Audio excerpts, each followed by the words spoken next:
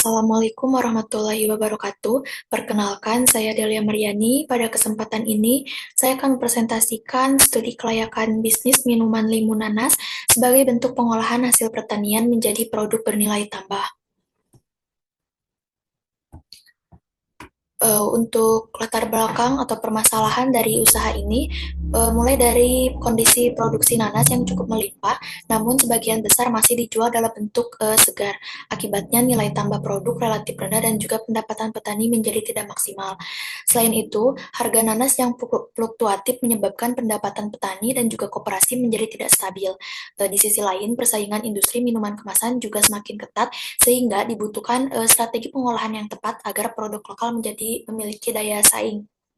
Untuk peluang pasar, melihat kondisi tersebut, produk ini bisa diolah menjadi minuman olahan yang dinilai memiliki peluang yang cukup besar. Selain meningkatkan nilai tambah, produk olahan juga memiliki umur simpan yang lebih panjang dibandingkan buah segar.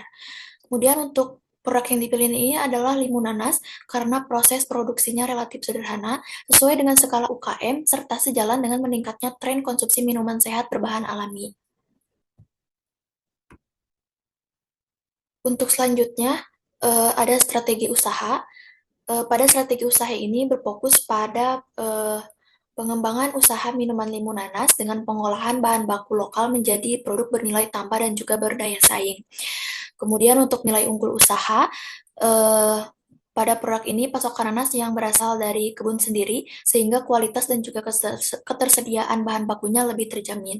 Selain itu, proses produksinya juga dilakukan dengan prinsip ramah lingkungan dan menggunakan bahan alami tanpa pengawet. Untuk pengembangan usaha, produksinya itu dilakukan dengan skala kecil hingga menengah. Kemudian dengan distribusi yang difokuskan terlebih dahulu pada pasar lokal dan kemudian diperluas secara bertahap melalui pemanfaatan kanal digital. Untuk selanjutnya ada analisis pasar.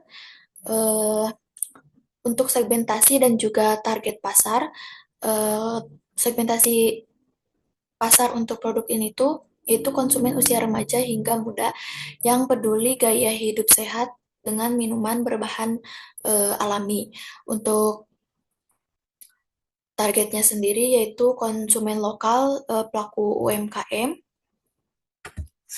komunitas sekitar yang tertarik produk lokal dan juga sehat. Selain itu, untuk positioning, produk Limunanas ini diposisikan sebagai minuman segar berbahan alami dari nanas lokal yang menawarkan kesegaran kualitas dan juga keberlanjutan. Produk ini juga menjadi alternatif minuman kemasan yang umumnya menggunakan bahan pengawet kimia.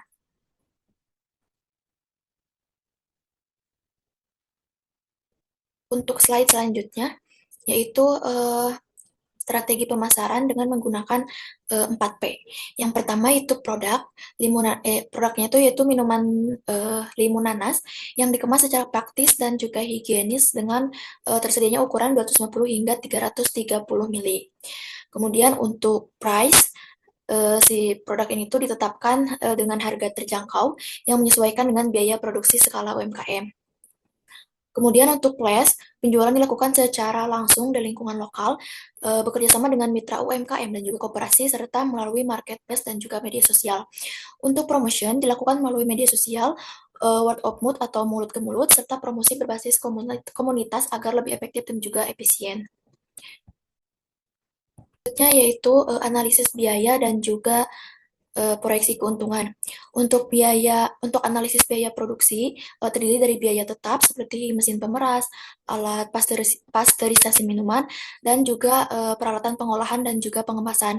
Sementara itu, untuk biaya variabel meliputi bahan baku nanas, bahan baku pendukung produksi seperti gula, air kemasan, dan juga tenaga kerja harian. Untuk biaya efisiensi dilakukan dengan memanfaatkan bahan baku dari kebun sendiri, mengolah limbah nanas menjadi produk lain, serta menyesuaikan skala produksinya itu dengan permintaan pasar. Untuk proyeksi keuntungan ini, berdasarkan analisis, titik impas atau BEP-nya dapat dicapai dengan volume produksi tertentu. Keuntungan diperoleh dari nilai tambah produk olahan dengan arus kas yang bersifat positif dari aktivitas produksi dan penjualan. Volume penjualannya mengikuti kapasitas produksi nanas dan juga dilakukan secara bertahap, dimulai dari pasar lokal, kemudian berkembang ke regional hingga pemasaran secara online. Untuk struktur sumber daya manusianya sendiri, usaha Limunanas ini berada di bawah koperasi, sehingga segala keputusan itu ada pada rapat anggota koperasi. Kemudian, eh, ke bawahnya itu pengurus koperasi sebagai penanggung jawab unit usaha dan tim operasional yang terbagi ke dalam bagian produksi, pengemasan, dan juga pemasaran.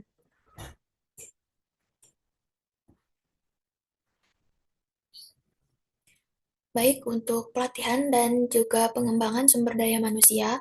Untuk pelatihan yaitu pengenalan tahapan pengolahan nanas menjadi limun, kemudian pelatihan dasarnya kebersihan dan juga higienitas produksi, kemudian ada pengenalan penggunaan peralatan produksi sederhana. Untuk pengembangan sumber daya manusianya yaitu tentunya pelatihan mengenai pengolahan dari nanas menjadi minuman limun nanasnya, kemudian pendampingan langsung selama proses produksinya, penyesuaian pembagian tugas juga sesuai dengan kemampuan anggota, dan juga peningkatan kedisiplinan kerja melalui evaluasi rutin. Kemudian ada legalitas usaha dan juga produk. Dari sisi legalitas, usaha ini berbentuk koperasi dengan identitas usaha berupa NIB. Unit usahanya juga mengikuti legalitas dari koperasi yang telah ada. Kemudian untuk legalitas produk, usaha ini mengurus izin PIRT atau Pangan Industri Rumah Tangga sebagai izin edar produk minuman skala UMKM, serta sertifikat halal guna meningkatkan kepercayaan konsumen. Untuk slide selanjutnya, yaitu kepatuhan lingkungan dan juga regulasi. Usaha ini tuh menerapkan pengelolaan limbah organik dengan konsep zero burning serta mematuhi regulasi pangan seperti PIRT, CPP-BIRT atau cara produksi pangan yang baik untuk industri rumah tangga, dan juga ketentuan pelabelan produk. Kemudian ada identifikasi risiko usaha. Risiko usaha yang dihadapi meliputi risiko produksi seperti kerusakan alat, penurunan kualitas tanah sebagai bahan baku, kemudian untuk risiko pasar berupa fluktuasi permintaan dan juga persaingan, serta risiko operasional yang terkait dengan keterbatasan ketenaga kerjaannya. Kemudian untuk pengendalian dan juga mitigasi risikonya, upaya mitigasi produksi, yaitu perawatan rutin peralatan dan juga mesin, juga membuat standar kualitas bahan baku atau SOP. Kemudian untuk mitigasi pasarnya, dilakukan diferensiasi produk berbasis alami dan juga penguatan pemasaran lokal dan juga online. Dan untuk mitigasi operasionalnya, dilakukan pembagian tugas kerja yang jelas, juga pelatihan dasar bagi tenaga kerja. Baik, berdasarkan studi kelayakan yang telah dilakukan, usaha Limonas ini dinilai layak untuk dikembangkan karena memiliki peluang pasar, nilai tambah produk, serta potensi keberlanjutan usaha. Baik, izin melanjutkan untuk mempresentasikan studi kelayakan bisnis, yaitu hilisasi nanas menjadi ekoenzim dan juga kompos.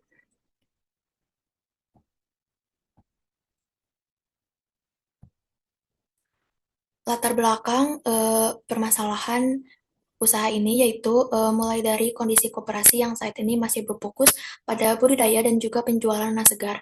Sementara itu, limbah hasil panen seperti daun, bonggol, dan juga kulit nanas belum dimanfaatkan secara optimal.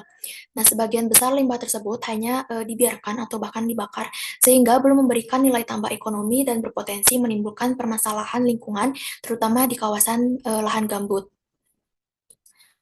Untuk peluang usahanya, di sisi lain, limbah nanas ini sebenarnya memiliki potensi besar untuk diolah menjadi produk bernilai guna seperti ekoenzim dan juga kompos.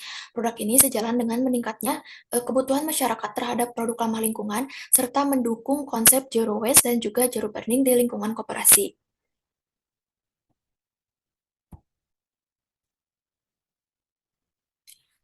Selanjutnya, untuk strategi usaha yang diterapkan adalah mengintegrasikan pengolahan limbah daun, bonggol, dan juga kulit nanas menjadi ekoenzim dan kompos melalui pemanfaatan teknologi tepat guna skala UMKM. Dengan strategi ini, limbah yang sebelumnya tidak bernilai dapat diolah menjadi produk yang memiliki manfaat ekonomi dan juga lingkungan. Kemudian untuk keunggulannya, Keunggulan utama dari usaha ini adalah pemanfaatan limbah sebagai bahan baku utama sehingga produksi menjadi lebih efisien. Selain itu, usaha ini juga mendukung konsep zero waste dan juga zero burning serta menghasilkan produk ramah lingkungan yang bernilai ekonomi. Untuk strategi pengembangannya dilakukan melalui penguatan kemitraan pasar hijau, peningkatan nilai ekonomi limbah, serta mendukung kesejahteraan anggota koperasi melalui tambahan sumber pendapatan. Untuk analisis pasarnya, target pasar dari produk ini adalah masyarakat usia produktif yang mencari produk pupuk dan pembersih ramah lingkungan. Fokus utamanya adalah rumah tangga yang peduli lingkungan, komunitas urban farming, pelaku pertanian, dan juga perkebunan kecil, serta masyarakat yang mulai beralih ke produk organik dan berkelanjutan. Untuk positioningnya, produk diposisikan sebagai eco-enzim dan kompos yang berbasis limbah pertanian yang ramah lingkungan, aman digunakan, dan bernilai ekonomis. Dengan keunggulan konsep zero waste dan zero burning-nya, pemasaran bisa difokuskan pada wilayah dengan aktivitas pertanian dan urban farming.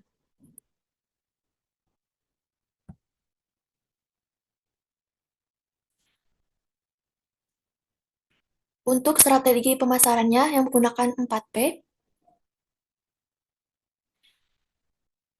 eh, dari sisi produk, yang dihasilkan adalah eco-enzim dan kompos berbahan limbah nanas.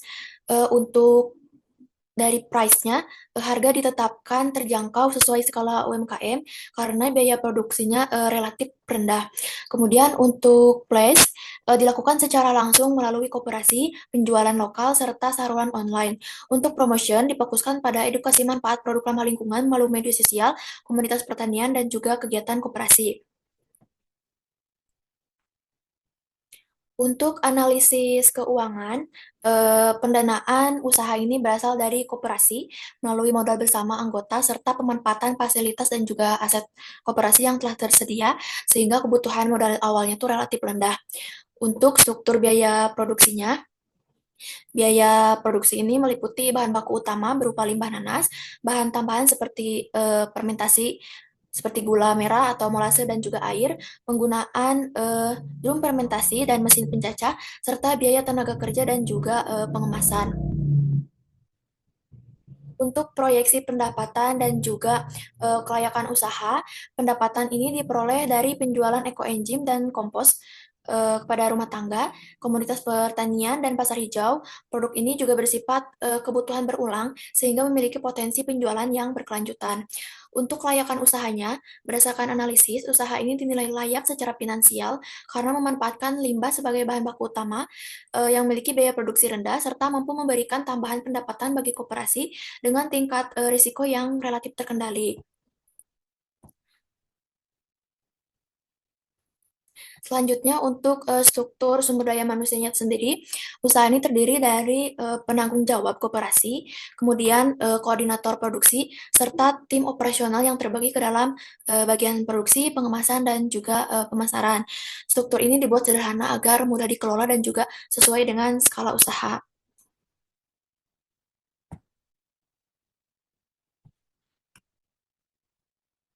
Untuk pelatihan, pengembangan, dan juga sistem kerja, untuk pelatihan sumber daya manusianya itu, yang pertama ada pengenalan proses pengolahan limbah menjadi ekoenzim dan kompos, lalu pengenalan penggunaan peralatan produksi, kemudian penerapan kebersihan dan keselamatan kerja atau ada SOP-nya. Kemudian untuk pengembangannya dilakukan pembelajaran langsung di lapangan atau learning by doing. Kemudian ada pendampingan langsung selama proses produksi. Juga ada evaluasi rutin terhadap kinerja tim. Untuk sistem produksinya, produksinya itu dilakukan secara berkala sesuai ketersediaan limbah, kemudian pekerjaan dilakukan sesuai pembagian tugas masing-masing, dan juga dilakukan pengawasan kualitas oleh penanggung jawab.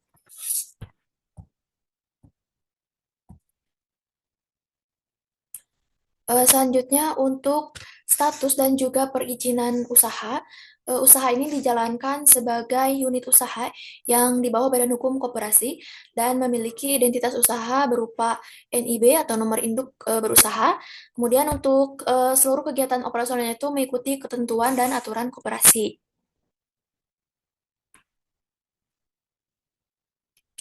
Kemudian untuk legalitas produk dan juga kepatuhan regulasinya, Karena termasuk produk non-pangan, usaha ini tidak memerlukan izin edar pangan, namun tetap menerapkan SOP pengelolaan limbah, pelabelan produk ramah lingkungan, dan juga memiliki prinsip zero waste dan zero warning dengan tidak melakukan pembakaran limbah dan juga memiliki dukungan regulasi pertanian yang berkelanjutan.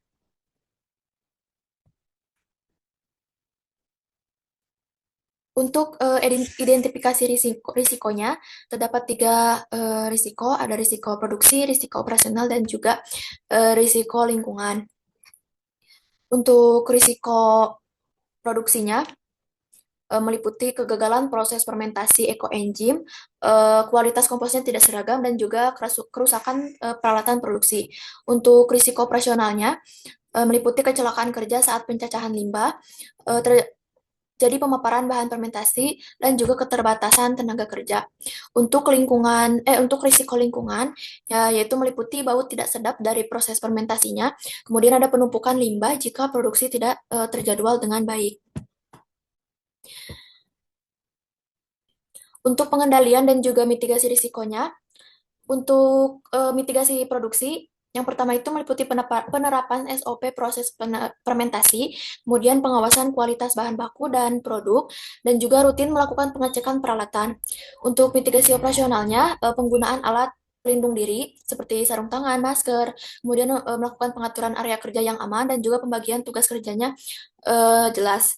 Untuk mitigasi lingkungannya, dilakukan pengelolaan limbah secara terjadwal, dan juga pengendalian pengendalian bau selama proses fermentasi.